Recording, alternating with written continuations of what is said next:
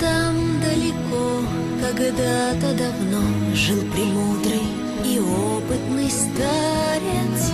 Он всегда говорил, беспрестанно твердил: слава Богу за скорбь и за радость, слава Богу за все, слава Богу за все,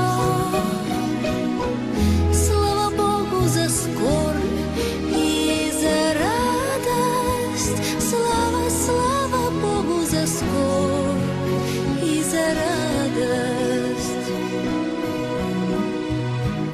Если кто-то тебе что-то грубо сказал или плохо к тебе относился, знай об этом, мой друг, воля Божия тут.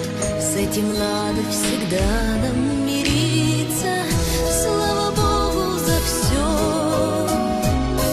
слава Богу за все,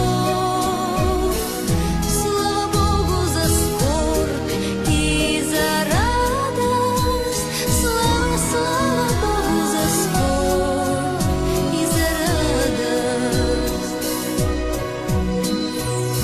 Если кто на тебя клеветал и роптал, то не надо и в этом смущаться. Сам Господь для спасения тебе это дал. Надо всех здесь любить и смиряться. Слава Богу за все, слава Богу за все,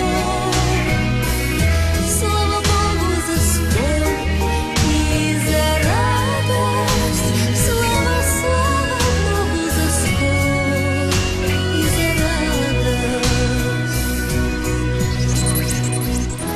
Если ты занемог, заболел тяжело и не можешь с постели подняться, значит, так суждено, по грехам нам дано, и не надо роптать и бояться.